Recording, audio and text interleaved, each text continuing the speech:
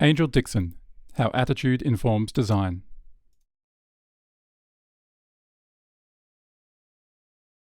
So firstly, I would also like to acknowledge the traditional owners of the land on which we meet today and send my respects to their elders past, present and emerging.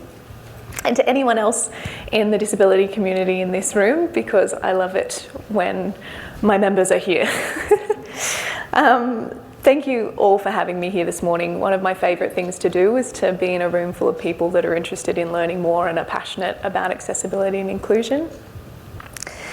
And obviously today I'm here to talk to you about the way our attitudes affect our design, with a particular focus on designing for people with disability. I always get a bit stuck when I'm introducing myself. I do a lot of different things in an effort to accelerate inclusion here in Australia, but also globally. So today I'm just going to stick to two things that I spend most of my time on these days. Up here on my first slide is a very sunny, summery picture of me wearing Target Australia's activewear.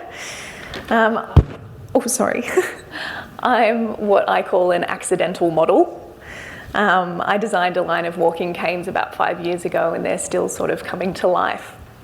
But I had this vision for them that I wanted them to be out of medical places and into mainstream fashion areas. But when I started looking at runways and things like that, I realised that there were no models with disability or a model with a cane globally, not just in Australia. So I became one. And obviously that's one of my most recent campaigns up there. On my next slide, I've gone too far.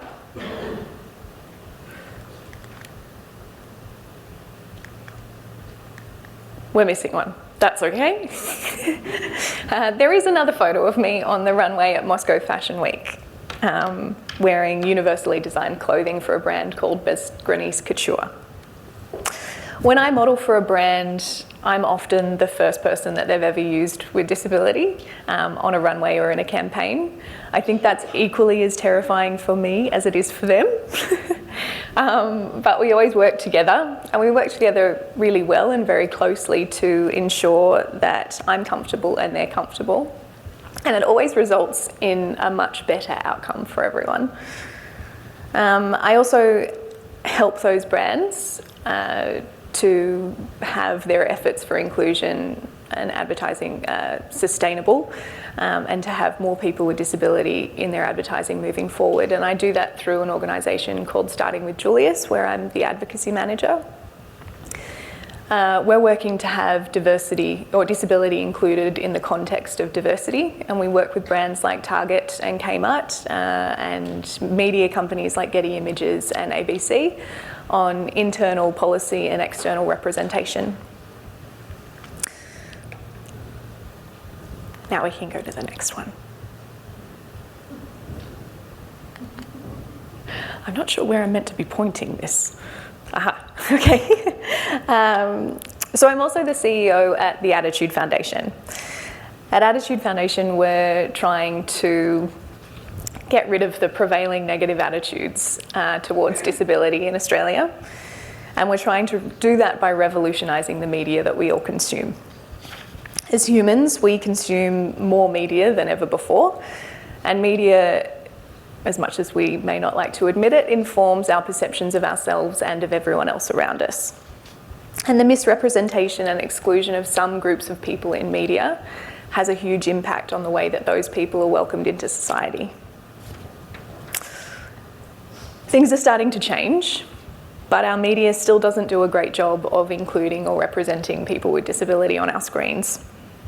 There are very few people with disability on our screens.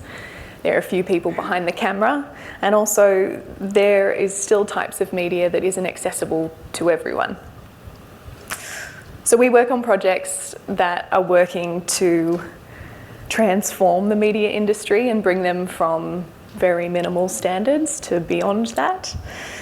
And also to create media that not only represents people with disability in more realistic ways, but includes people in the process and also creates greater accessibility for everyone.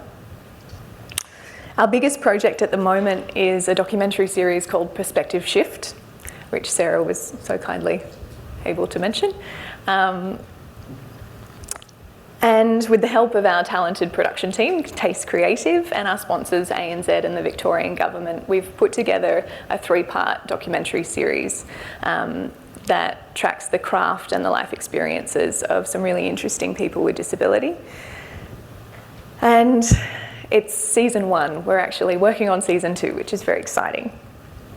This is actually one of the images from one of our episodes with a person called Prue Stevenson. Prue is an artist based in Melbourne, and her and her husband or partner are sitting up here in very colourful clothing, giggling and having a great time. And you'll see the episode later today if you get a chance to go in and look at it. So it actually aired on SBS over the last 2 days, which was really exciting for us. And for those of you that have missed it, you can see it at lunch. So let's talk about design for a second. You're probably wondering what all of these things that I do have to do with design. I was actually recently having a conversation with someone who said that I worked in a niche area. It made me giggle because they were an optometrist. But it also got me thinking about the depth of the work that we do in these places. And the attitudes that we all hold towards disability actually affects our design in every area of life. When I say design, I mean everything. As humans, we design products, we design environments, both online and physical. We design systems and processes, and we even design communication. If everything that we conceive and create isn't designed with and for the greatest diversity of us, then certain people are put at risk of exclusion and disadvantage. When I'm using my wheelchair, there are still far too many buildings and bathrooms that I can't access. And I get really frustrated when I have to use a segregated or separate entrance to everyone else. I actually have a really annoying but funny story about this. I was speaking at a conference recently, and I couldn't eat the food that was at the conference, and I was starving, so I went across the road to Subway. And it was the only place that I could really eat within a reasonable distance. And when I got there, there was a huge step at the front door. And I was like, oh, this is really frustrating. And usually I boycott those places and I go and I spend my money somewhere else, but I had no other option. Meanwhile, it was a very busy place. Everyone was looking at me, including the person behind the counter. So I decided that I was going to yell my order across the crowded room just so that I could get some food. The staff were very uncomfortable, but it was effective. I got my lunch.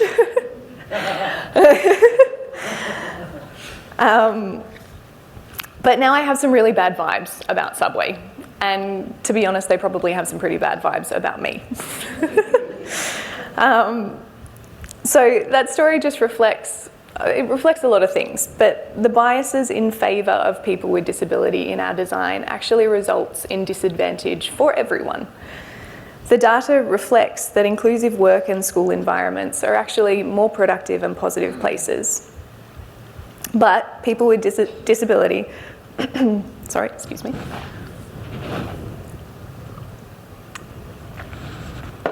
People with disability can't always access typically designed buildings or learn in standardised classrooms.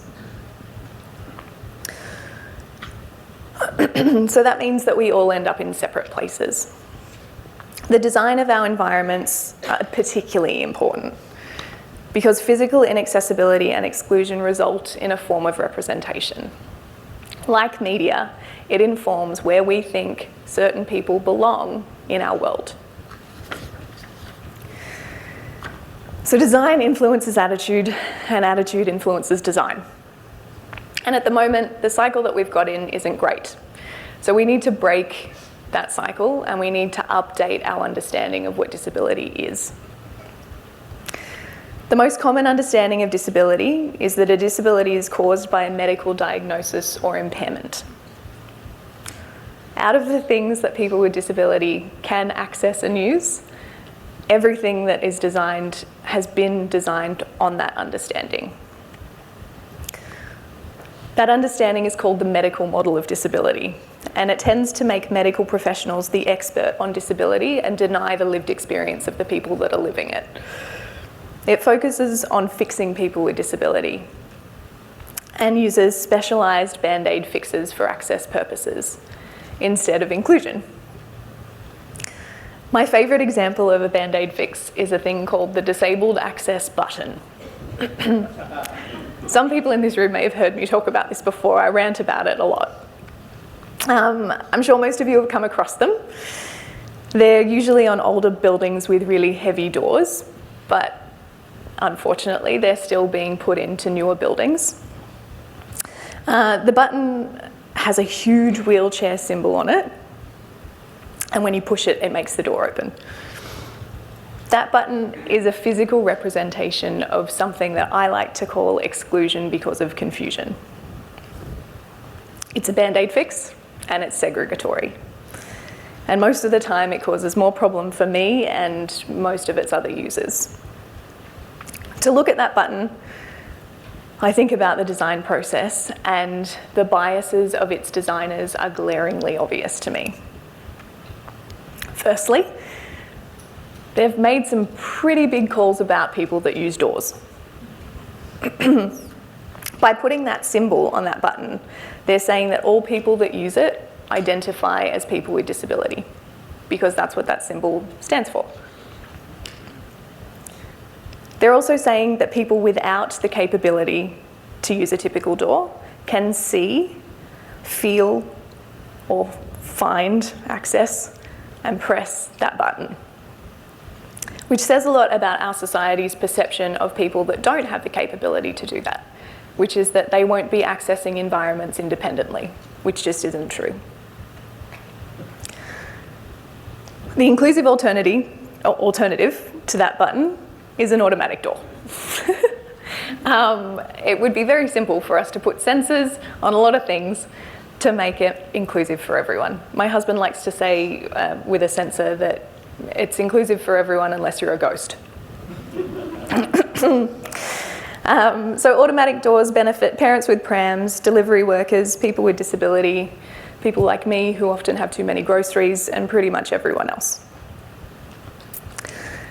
I personally believe that the medical model of disability is the reason for a lot of our negative attitudes towards disability. And I think it's the reason why a lot of people come up to me on the street and ask me what's wrong with me. Or they come up to me and they touch me and they try to heal me, or they pray for me. Because they think that my quality of life is less than theirs, because my body doesn't function in a typical way. But there is a more contemporary understanding of disability.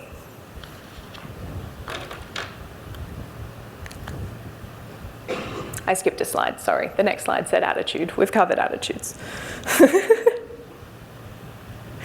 So on my next slide, I have a quote from the United Nations Convention on the Rights of People with Disability. The United Nations defines disability as a long-term physical, mental, intellectual, or sensory impairment, which in interaction with various barriers may hinder the full and effective participation in society on an equal basis with others. This definition affirms that disability is a mismatch between person and environment. When disability is framed in that way, it liberates people with disability. It certainly liberates me. Because it acknowledges that we belong and that society needs to do better to ensure that there's more equity in our design. On top of that, it maps out the exact problems that require innovation because we can see them. My husband is also a software engineer, and I spend a lot of time in tech environments. And when I bring up accessibility with engineers and designers, it often results in a conversation about how accessibility is the death of good design. You're going to learn a lot about accessibility, universal design, and inclusive design today, so I'm not going to dive deep into that right now. But what I will say is that good design means accessibility. An inaccessible store, for example, is the equivalent of a physical store having a one-step entry for a wheelchair user. If your store isn't accessible to people that use assistive technologies, you're missing out on a significant portion of money from those people. And those people aren't able to enjoy your products or the experience of shopping with you. Ensuring accessibility literally means opening the door to inclusion. Inclusion is the driving force behind accessibility and, dare I say, the end result. Inclusion is not about bringing people into something that already exists. This is something that I like to remind people all the time. It's actually about starting again with everyone in mind. And when we design things with consideration for the greatest diversity of us, we actually ensure that everyone can enjoy their human rights.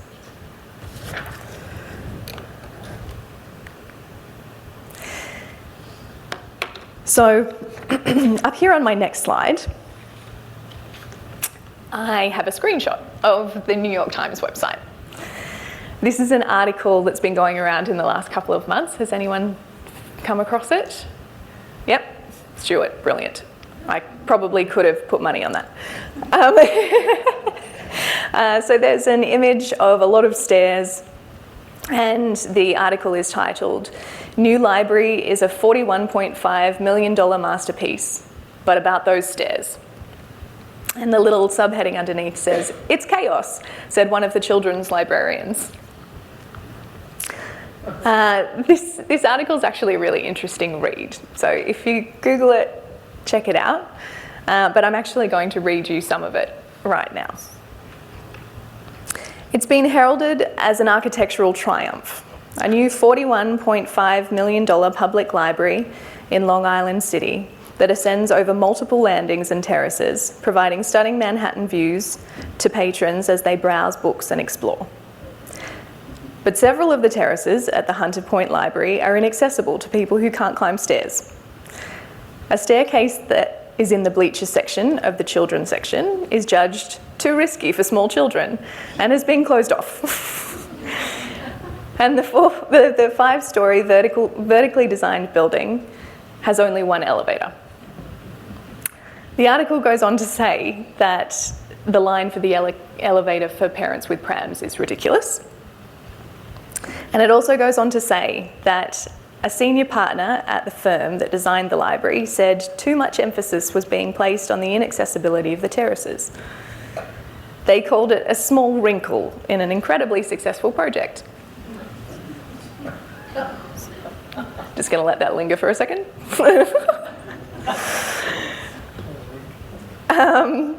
If that architect had known about the importance of accessibility for people with disability, those parents with prams wouldn't be so mad right now. Because the beauty of designing with consideration for people with disability is that it solves a bunch of problems for everyone. For example, when I'm out with my friends and we use a ramp instead of a flight of stairs, everyone says to me, "This is so much easier, why don't we just get rid of stairs?" I'm all for that. But unfortunately, what that architect has said makes their attitudes very clear about accessibility. And it's a shame, because it's going to cost them a bunch more money to fix that now. It's also damaged their reputation, because people with disability get really noisy when our rights are being denied. And that's what it is. An inaccessible building to a person that's brain and body functions in a typical way may seem like a small wrinkle in a very successful project. But for people who are being excluded, it's a human rights issue, and it's really personal. Which is something that's on my mind a lot, particularly of late with the release of our documentary series.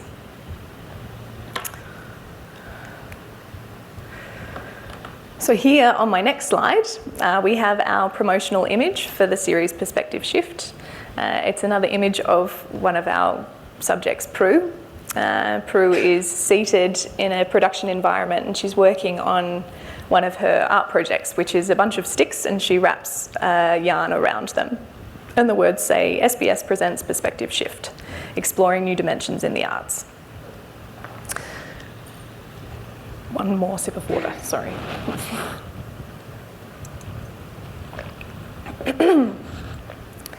As a person with disability who's frustrated by inaccessibility and limiting attitudes every day, with a board of directors who have shared experiences, we were incredibly, probably painfully vigilant over the course of this project.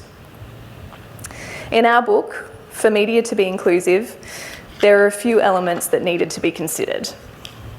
On-screen representation is the first, meaning that the messaging and framing aligns with contemporary values and that people are represented in an honest way which represents their experiences. That involves a lot of accessibility because those people need to be able to share their stories comfortably. So our production company, Taste Creative, were able to provide a teleprompter for people that preferred it, and we also ensured a quiet space on set.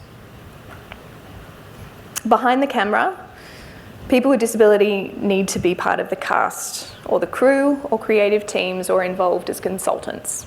In our project, we had people across every level. And accessible content. So this relates to the end result for people with disability. It obviously needs to be able to be consumed by everyone. So each episode was captioned and audio described. For those of you that don't know, audio description provides an audible description of the visual elements. Unfortunately, audio description isn't available on free-to-air television in Australia. Also going to let that linger for a second.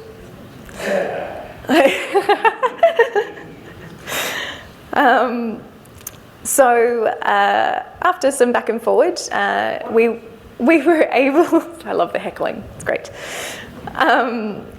We were able to secure the audio described episodes be played alongside the TV broadcast on SBS On Demand.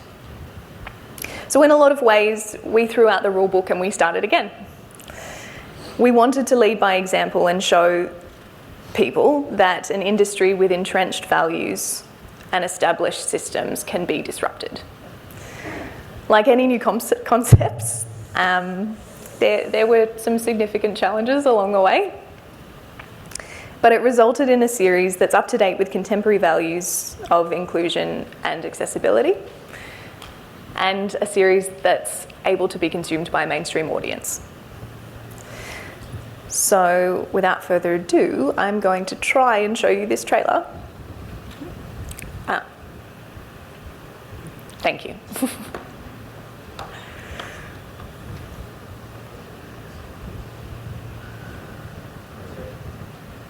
It's coming.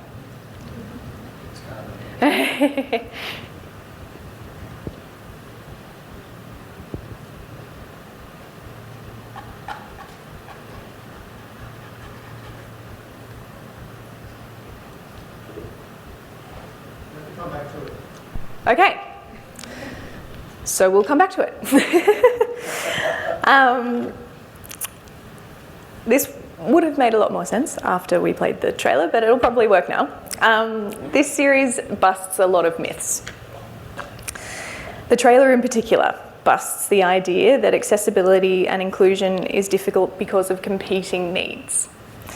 The way that the captioning and audio description fit with each other, I've actually been told that they complement each other so well that people couldn't imagine the trailer without it. So I wanted to share some of our journey through season 1 of Perspective Shift with you to show that when you build accessibility into a product instead of thinking about it at the end, it can create something beautiful. And the beautiful thing about inclusion is that it's beautiful for everyone.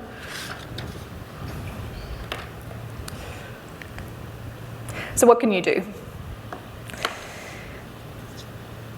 Up here on my slide, I have what can you do, and then we've got 3 dot points, and I'm going to work my way through them. There really aren't many.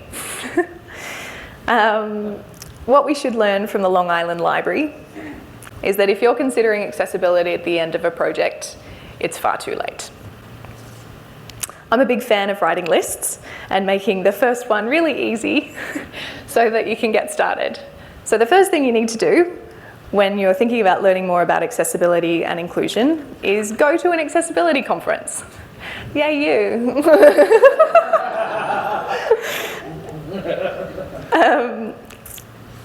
You also can't know what you don't know. And I think that's a really important thing to remember when you feel ashamed because your work or your products maybe aren't as accessible as what they could be. Or you feel scared because you don't know where to start. So pay attention to your biases. We all have them, take note and challenge them often. And the best way to do that is to talk to people that have different experiences from you. So include people with disability in your design. My work is underpinned by a core understanding of a thing called equity. Equity is about acknowledging and accepting difference as part of the human experience. And when I conceptualised that, my attitude towards disability changed and my attitude towards design in general changed. And I hope yours does too. Thank you for having me, and I hope we can get this trailer working.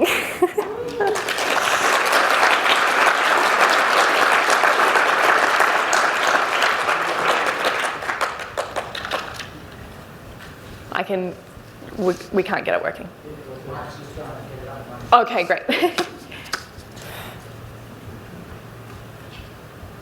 Should we do some questions in the meantime, or no?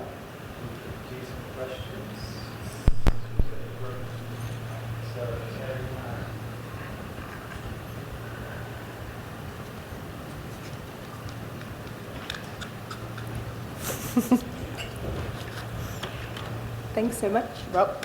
Thanks so much, Angel. I don't know if that's on. We will take a few questions while we're loading up the video. No questions, that's great. Oh. No. Okay. I'll take that as a success. Okay, here we go. Questions? Okay. In a dark movie theatre, Daniel Monks watches grainy footage of a little boy dancing. Next, he sits in an armchair and speaks to camera. The reason why I thought I couldn't have a career as a disabled actor is because I didn't Sorry, see would any you mind disabled starting that actors. again and just hitting the closed caption button? It should come up automatically. Yeah, okay. And then just the full screen would be great, thank you. Yep, perfect. Great. Oh.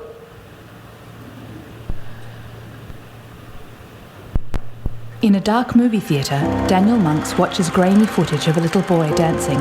Next, he sits in an armchair and speaks to camera. The reason why I thought I couldn't have a career as a disabled actor is because I didn't see any disabled actors who had careers. Prue Stevenson repetitively touches her fingers and runs her hands over strands of yarn. In a tram, she draws portraits in her notebook. I got told act like a normal person, to watch people on public transport and behave like them. Yana Castillo dances powerfully in a sunlit room, her long wavy hair whirling through the air. I can tell when people are scared. Sometimes the way people deal with being scared is they ignore you. The tragedy was facing society's barriers they put up and then me internalising those expectations and attitudes into my perception of myself.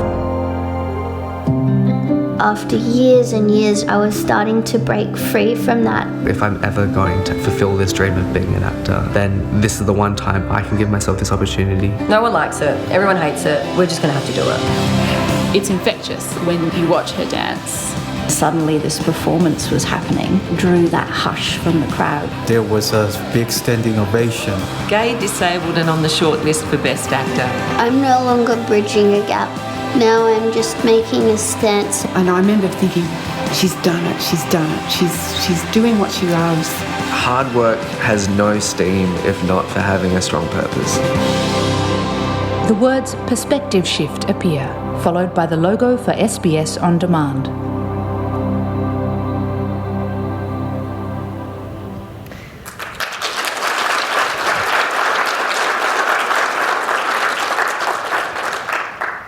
Now, are there any questions? Yes.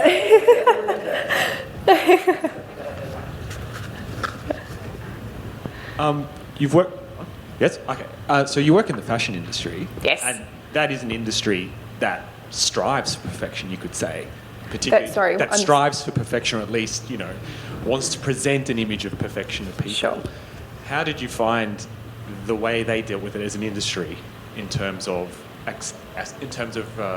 do you say, approaching accessibility? To be honest, I don't find those meetings any different to having accessibility meetings in any other industry. Okay. That probably says a lot about where we're at. It does, yeah. As far as being on a runway and people's reactions to me, I can probably speak more to that because people aren't expecting to see me there, and I think that's more shocking. But it's always a great response. People actually say, oh, you know, I saw people of different sizes recently, and now it's really great that you're there, and that's awesome. So I feel very welcomed. It is a hard slog when working with a brand, though, and I'm not going to lie, I do get very frustrated. It's very tiring for me to have to repeat myself constantly. But that's true of living with disability in general. You know, I think everyone that experiences this can relate. I think the industry is taking note now, though. Something is changing. Yeah.